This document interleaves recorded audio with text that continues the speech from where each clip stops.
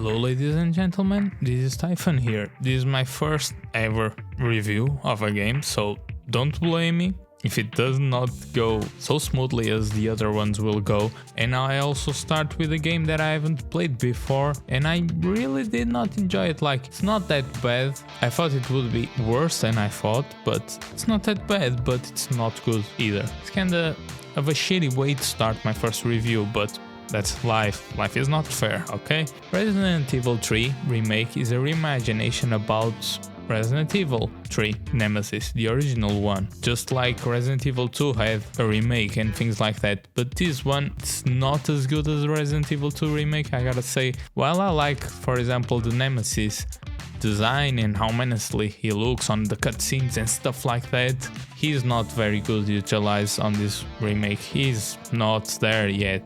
He's just not there, basically. It's like I only got him for like 30 minutes on the total amount of the time of the game, and I've played it for around 5 hours and I only seen him like 30 minutes. It's very strange, and to deal with him it was like you threw down a grenade and he was down for 30 seconds. That's ample time to do whatever the fuck you want to do, basically. It's like, it's not a threat, it's not menacingly, it's nothing, basically.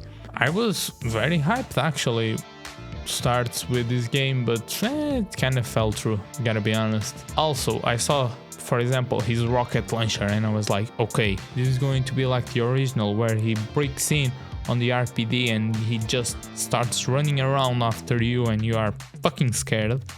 Yeah, that didn't happen, really.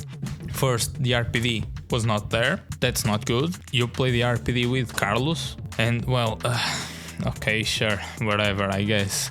But that was not on the original. The original was Jill on the RPD. Yeah, what can I say? The clock tower also got cut out entirely. That was very sad to see also. And the boss fights with him, it was just regular mechanics. It changed a little bit, but it was basically the same. It feels like a sponge, like the zombies feel like a sponge also. You just fight the same guy, different place, a little bit of a different mechanic, one or another, but it's almost the same. There's no much change there. That's for Nemesis, okay? Let's move on. Also, I only got killed by him because I got stun locked like in a corner and he just punched me to death, basically. It's very sad. Let's talk about the story without getting into any spoilers.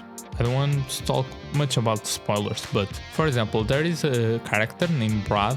He was also on the original, but on the original he has much more time on screen. Here he fucking dies on the first 20 minutes. I'm not kidding. He gets bitten by a zombie and he dies. Do you wanna know how he dies on the original? Nemesis just shows out from behind and just fucking kills him. It's like one of the most sick scenes I ever seen. When I was a kid and I saw that, I was like terrified, basically. This was just not it. I gotta be honest. It was funny though, seeing Brad get killed like that, and very sad actually, also because, well, it's a distasteful way to kill his character. He's also on stars, and while you got 2 scenes with him, congratulations, he's not dead. Okay, congratulations. I struggled a lot with inventory management, and I don't know why. Like, I never struggled before, like on Resident Evil 2, I never struggled with inventory management, but I had a real issue on this one. Maybe because I didn't pick up all the pouches, but I was only missing 2 spaces on the pouches, so that's okay then, sure. I didn't have many problems with Carlos. Honestly, he's a fucking badass, but his gameplay is very different from Jill. Jill, you have to manage a lot more your inventory. Carlos is just shoot and gun, basically. It's only straightforwards. It's only fight, go forwards, basically. So, yeah. What makes the original special, it was because everything was interconnected, like Resident Evil 2 and the police station. Like, it was a very good puzzle inside, it was very connected. Here it doesn't feel like that. They added also like the sewers, which I hated. It was fucking bad. And they added the other area, which okay, sure, whatever, I don't really give a shit. It just feels like a waste of potential. It feels like they padded out the game. For example, on the hospital, which was the other place, there were so many zombies there, so many sponges, they just wouldn't go down. It felt like I was just wasting bullets. It was not like two shots to the head and he's dead, nothing like that. It was just basically split punches, which I don't really like that on the game, I gotta be honest. And there were so many there on the hospital, it was bad. Okay, now let me talk about a little bit about the narrative. I won't spoil you much, there's not much to spoil either, kinda sad, but the first part I feel like it was very enjoyable. It did have a good pace, but like on the second part of the game, it just sluggish, bad. I don't have much to say. It's like hospital and the sewers. It was awful, I gotta admit that. That's something that I say a lot while playing the game. I feel like the game was being padded out. It was a little bit bad. Also, what the fuck was that villain? Like he has nothing, no story behind him. He shows up in like 5 cutscenes, nothing. There's no motivation to his motives. He's just doing it for the fun. I don't know who the fuck is his client. I don't know. Also, I don't know nothing about him basically. The original gave you like 8 or 9 hours, really good hours, if you want to push it further, if you wanted to collect everything, if you wanted to search everything. This one gives you max 4. If I got 5 hours, but I was really pushing it. Now let's get to the point. $40 for a game, this is not worth it. If you want to do a short game, you do it jam-packed. If it's 4 hours, you do it jam-packed, and you don't price it 40 fucking bucks. 40 fucking buckaroos for 4 hours? The quality is not there, I'm sorry. And the padding is not there also, I'm very sorry, that's awful.